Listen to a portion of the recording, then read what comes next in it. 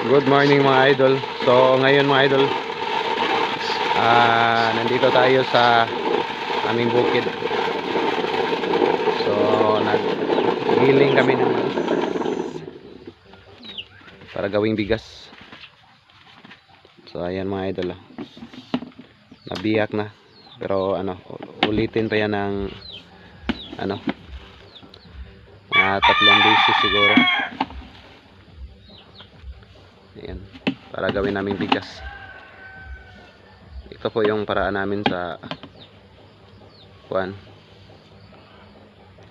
paggawa ng bigas. Yan po yung gilingan namin. So yan na po yung nabiyak na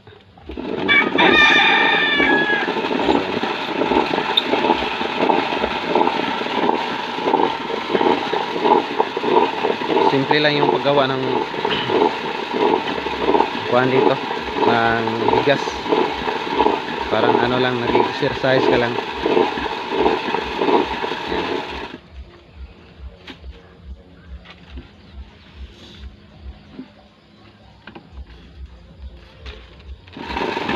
Kasi wala nang bigas dito sa bahay.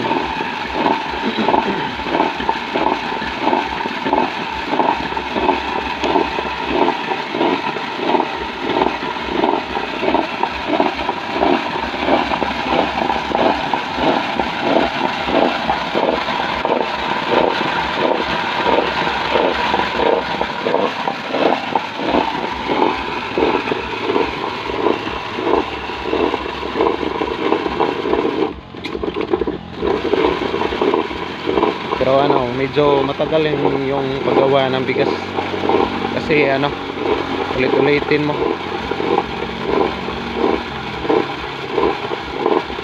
Kasi hindi katulad ng makina mga idol. Lang, sobrang bilis.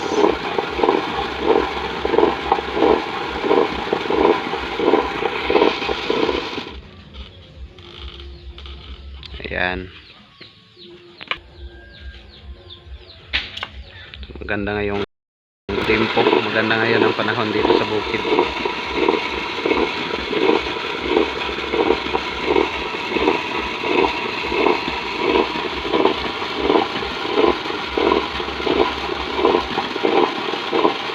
Mga lang to, mga bali 3 ulit siguro. Tapos anong tawag dito sa amin sa Bisaya, iayag pa na, ialig-ig para mahiwalay yung maliliit na bigas at saka malalaki. Yung malalaki pwedeng ulitin namin ng pagiling.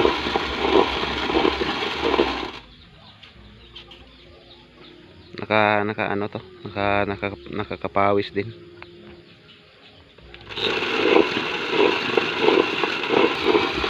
Medyo mahaba-haba yung proseso nito kasi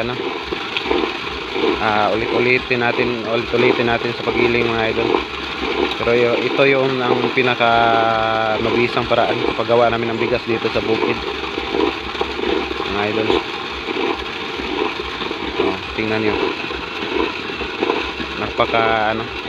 mapagsanay ka na, pwede lang isang kamay lang yung gagamitin.